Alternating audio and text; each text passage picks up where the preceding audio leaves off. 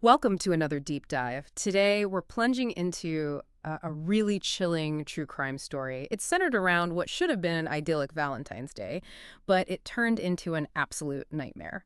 So, our mission here is to take a whole stack of sources, police reports, witness statements, even some pretty chilling insights into the killer's own thoughts, and really pull out the key pieces for you. We want to help you understand not just what happened, but also the twisted psychology and the meticulous planning behind it all. Get ready for some surprising facts, maybe some aha moments along the way. Absolutely. And this isn't just a straightforward crime story. It's really a deep exploration into hidden motives, complex family dynamics, and the, frankly, astonishing construction of a monstrous plan. We're going to connect the dots for you, right from that initial shocking discovery, all the way through to how this whole meticulously crafted deception just unraveled. Okay, let's dive in then. The story starts with this mega rich restaurant owner, Jack Barnes. He's planning this really romantic Valentine's Day for his second wife, Zee, and she's 5 months pregnant at the time. Just picture this morning scene. He makes her this sweet breakfast surprise. There's a pink rose, cranberry juice, fresh raspberries with yogurt. Smoked salmon, even pink scrambled eggs colored with tomato juice, apparently. Very Valentine's. Exactly. And Zee, she was also making an effort, leaving roses and cards for Jack's family outside their doors, trying to connect. It's quite chilling, isn't it? How those sort of sweet, mundane details of a seemingly perfect morning sit right alongside this calculated brutality that's about to unfold, because that terrifying turning point for Zee, it comes from a seemingly innocent encounter. Someone she knew. They invite her into a van with these words, "Climb inside and you'll find out." God, that's sinister. And then, slam, the van door closes. And what happens inside that van, it's beyond comprehension, really. She's knocked out with a stun gun. Then she wakes up feeling just agonizing pain in every muscle. A gag forced into her mouth, straps holding her down, ankles, knees, hips, waist, arms, wrists, neck, secured to this cold, hard surface. It's horrific. And the way she was murdered, the precision is chilling. The killer used a chopper to cut through bone, a filleting knife to loosen organs, and a carving knife to sever muscle. The descriptions mention metal scraping bone, ribs breaking one by one. It's just a level of brutality that's hard to process. And this is where the killer's intent gets, well, even clearer. Yeah. That trophy aspect. Zee's heart was removed in just 2 minutes. 2 minutes. Seared with a two-pronged fork, placed in a plastic box. Yeah. This wasn't just about killing her. It was about sending a message. A deeply personal, terrifying message directly to Jack, making it almost theatrical. And as if that wasn't enough, the initials JB were scratched onto the heart, plus a little flag note that read, "Zee broke my heart, so I took hers. But your name was on it. You can keep it." Wow. The shock when it arrived, it was delivered to Jack's office. His secretary, Alice, she just turned pale and wretched immediately. And that really highlights it, doesn't it? How quickly this seemingly perfect day just transforms into a meticulously planned horror. The shock was immediate, visceral, clearly designed for maximum impact on Jack, the intended, well, survivor victim in a sense. So the police arrive, Inspector Amy Stuart, Sergeant Ben Miller.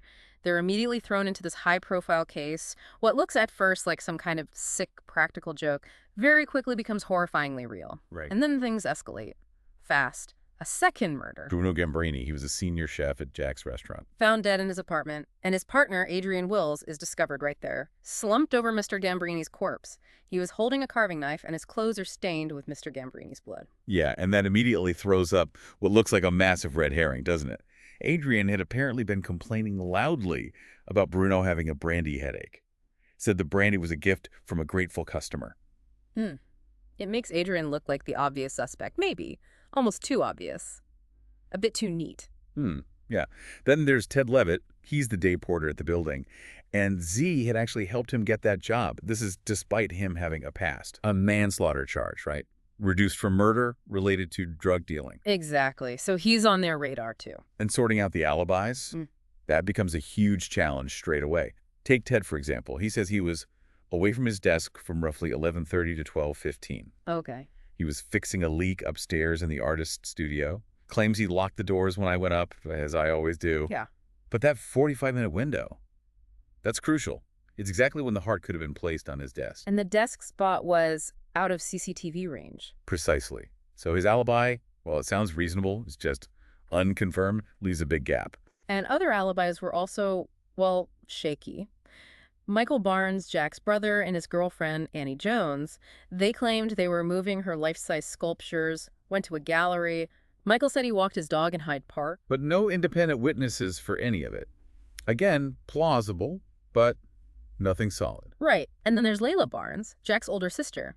She made no secret of disliking Zee intensely. Yeah, the reports say she flat out believed Zee was after Jack's money and told her so. Called her devious, a waitress, a nobody. Said Zee was neither a social nor an intellectual match for Jack. Really harsh stuff. And she even claimed she saw Zee and Ted, the porter, giggling and touching one another, trying to stir things up, maybe? Seems likely. So you see the picture emerging for the detectives. It's not just one suspect. It's this tangled web of relationships, potential motives, past histories, intense dislike. A real puzzle. Exactly. And they're trying to sift through what's real versus what might be deliberate misdirection. Lots of potential rabbit holes early on. As we dig deeper into this, the truly horrifying part isn't just the what, it's the mindset behind it. Remember that line we pulled from the killer's thoughts in Chapter 1? Killing isn't murder when it's necessary. Chilling. That kind of philosophical justification, it seems to underpin the sheer terrifying meticulousness of the planning we're about to get into. Is astonishing. Just how precise the preparations were. Like the observation 6 weeks spent watching Damian Clark, the night porter, just learning his routine. 6 weeks? Knowing he'd be on his break from 2:10 a.m., precisely.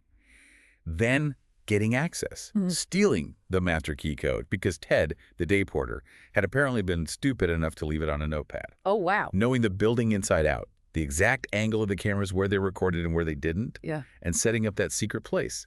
This small, windowless room, Yeah. shelves bolted to the walls. And the description. Chains had been wound around the shelf at waist height, leather straps fastened to the links at measured points. It's premeditated, doesn't even cover it. No. And the weapons, specific chef's knives, and that stun gun. The detail about it looking like a mobile phone, bought in Florida, smuggled back through Gatwick because they're illegal to buy in Britain. Shows real foresight, even avoiding detection for the van. Using that special spray paint on the number plate. Invisible, difficult to check, producing a high gloss that reflects light back at cameras. Making it totally unreadable, every angle covered. And the cover-up afterwards was just as meticulous. Burning everything, clothes, masks, socks, shoes, the stun gun, the van keys, all in the building's incinerator, a place where, crucially, there was no CCTV there. Leaving absolutely no trace, or so they thought. And then that deliberate, calculated move to frame Ted Levitt. Right, taking the bloody knives and the fork. Wiping them deliberately on the shirt they found in Ted's linen basket. Making sure to leave some blood, but maybe not too much. A little blood on the blade. Exactly. Then placing the box with the heart right on that one spot on the porter's desk that was out of CCTV range. It's almost theatrical misdirection. Cold. It really is. So, what does all this precision tell us? It's this strange, unsettling paradox, isn't it? This incredibly cold, rational planning. Yeah. But seemingly driven by something deeply emotional, maybe even irrational. The blueprint here isn't just about the how, it's pointing towards a terrifying why. Definitely. The why becomes the central question. Okay, so as the investigation progresses, the forensics start talking. Patrick O'Kelly, the pathologist, his findings were absolutely crucial. Yes, Dr. O'Kelly's report was pivotal. First, confirmation. It's Zee Barnes. No doubt about the identity of the heart. And crucially, it was taken from a live body less than an hour before Jack Barnes received it. Less than an hour. Unbelievable speed. And despite her being alive during the removal, we've picked up no trace of anesthetics or sedatives in the blood. Which implies incredible force, incredible speed, or maybe both, just overwhelming the victim. Exactly. And the method itself told a story. He said the doctor didn't use medical instruments. The jagged edge on the cuts pointed to a large blade. And those 2 puncture wounds suggested a 2-pronged domestic carving fork. Right, so not a surgeon, but someone with, as O'Kelly put it, basic knowledge of anatomy.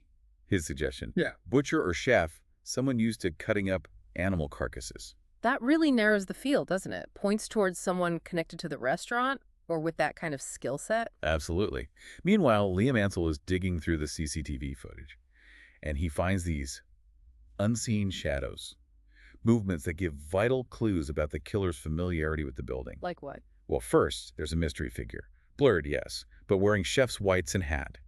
seen exiting Bruno Gambrini's apartment door at 12:23.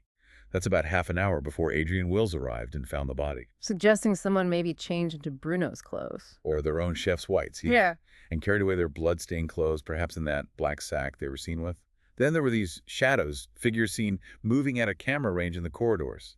When? Between 10 past 2 and 10 past 3 in the morning, and again later that morning, 7 minutes past 11, near the artist's studio floor, followed by just a flicker near the underground garage entrance. It showed someone knew the layout, knew the blind spots, intimately. And then they found the van. Jack Barnes' company van, Mm-hmm. the one reported stolen over a week earlier, found hidden in the darkest corner of the basement garage. And inside. Described simply as, it's a slaughterhouse. Just horrific. So, putting that timeline together, Zee enters the van at 11:23 a.m. The heart is on Ted's desk by 12:15 p.m. That's 52 minutes. For the kidnapping, the murder, the heart removal, packaging it, planting it. 52 minutes. Incredible speed and precision. It really forces the question, who could possibly do that? Who had that level of anatomical knowledge, intimate building knowledge, access, and could operate under that kind of pressure? The list of people who fit all those criteria suddenly becomes very, very small. As those initial leads, like Adrian Wills and maybe Ted Levitt, started to look less likely, or at least more complicated, the investigation took this really unexpected turn, guided by, surprisingly, Mamie, Jack's sister, who has Down syndrome. Yeah, Mamie's testimony turned out to be absolutely crucial. And the key thing noted about her was she doesn't lie. Her account was taken very seriously. She produced this gold locket. It belonged to Jody, Jack's first wife. Jody, who died 2 years earlier. That's right. Jody gave the locket to Mamie for a borrow when they were in Wales, shortly before Jody died.